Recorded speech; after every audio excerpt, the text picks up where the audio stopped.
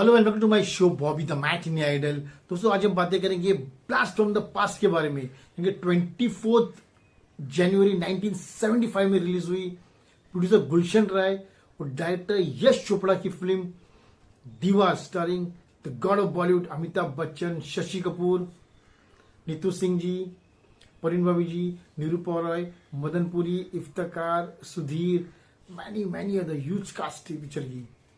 ये पिक्चर को आज 50 साल पूरे हो गए, 1975 2025।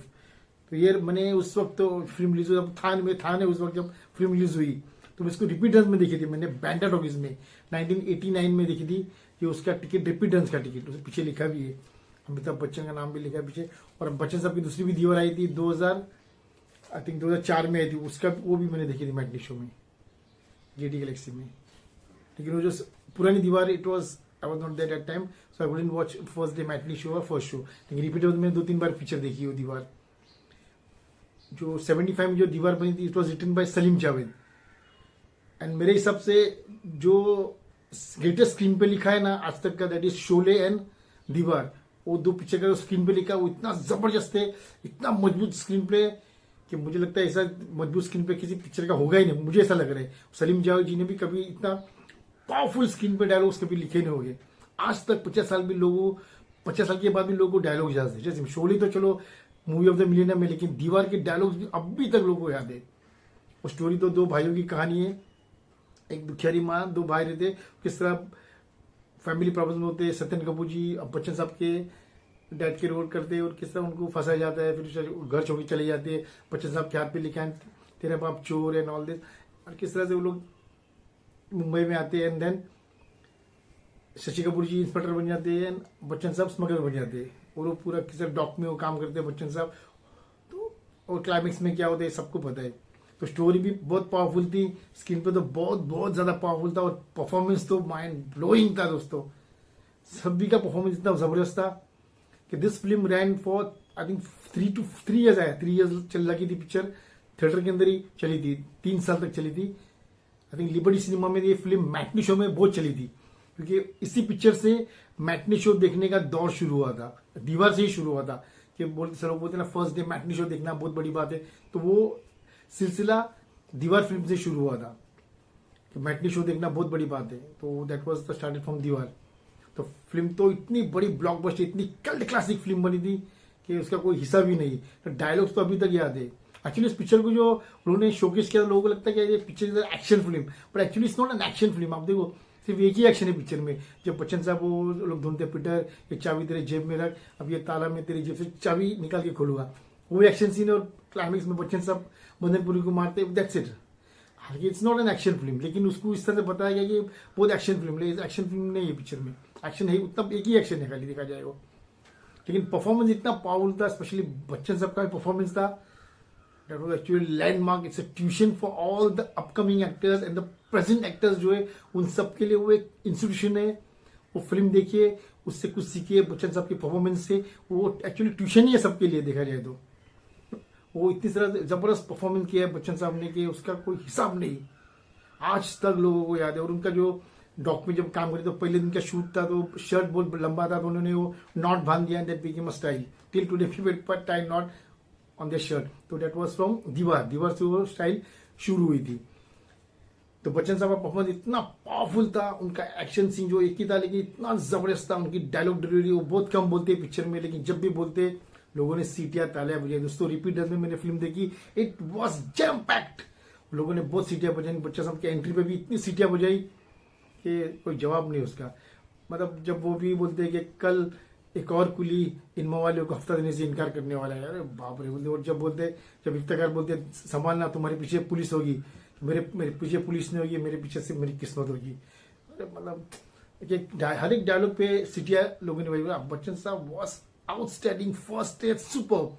इसके अलावा शशि कपूर जी, और उनका भी जो सपोर्टिंग रोल था, that was one of the greatest powerful supporting बोला जाएगा। बहुत जबरदस्त सपोर्ट किया था उन्होंने। उनका जो डायलॉग था, आइकॉनिक डायलॉग, मेरे पास माँ है, that was iconic till today people remembers dialogue.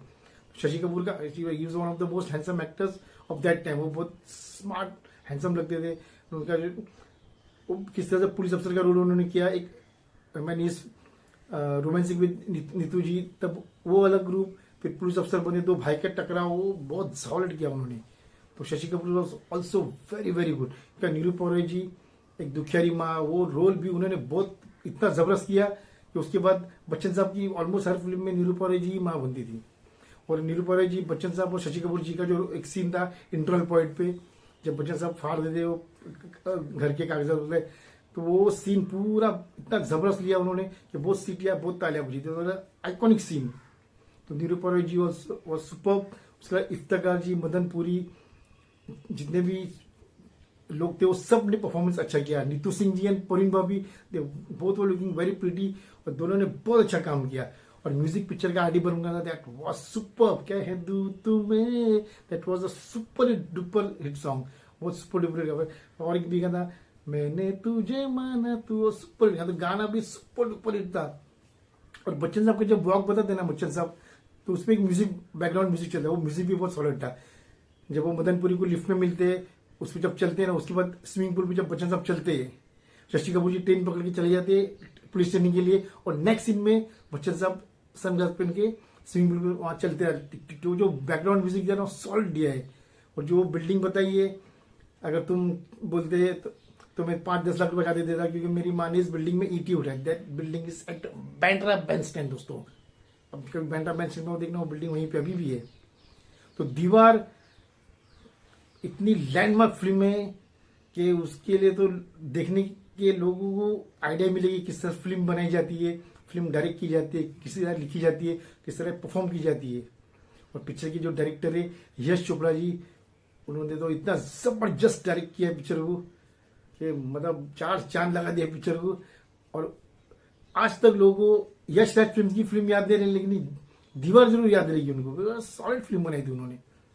और सलीम जवाद की राइटिंग का तो जवाब नहीं, उन्होंने जिस तरह से लिखा, जो स्क्रीन पे लिखा, tuition for all the upcoming screen पे राइटर्स एंड जो भी आजकल के राइटर्स, आजकल राइटर है ही नहीं एक्चुअली। आज पहले कुछ भी सेट पे आके लिख डालते, तो उनको ट्यूशन लेना चाहिए फिल्म देखिए किस तरह सलीम जवाद जी ने स्क्रीन पे लिखा था, तो लोगों को आज तक याद है। और आज के राइटर्स जो लिखते हैं, वो थिएटर के बाहर आदमी थिएटर के बाहर भी छोड़, इंटरव्यू में बाहर निकलता है समोसा खाने को, तो वो भूल जाता है वो क्या लिखा था, उसने क्या बोला था। कुछ पावर ही नहीं आज के स्क्रीन पे राइटर्स में। तो सोचिए क्या लिखा, 50 साल पहले लिखा था, अभी तक याद है। तो today Deewaar completes 50 super glorious years. तो huge congrats to Trimurti film, यानी कि गुलशन राय जी हमारे बीच में, उनके बेटे Rajiv Rai ji, huge congrats for making this landmark film, producing this landmark film. Yash ji भी हमारे बीच में, तो उन्होंने जो फिल्म बनाई तो वो तो लाजवाब है यार। Of course Salim Javed, of course the god of Bollywood Amitabh Bachchan, Shashi Kapoor, Nirupa Roy ji, Neetu Singh ji, Parveen Babi ji हमारे बीच नहीं रही।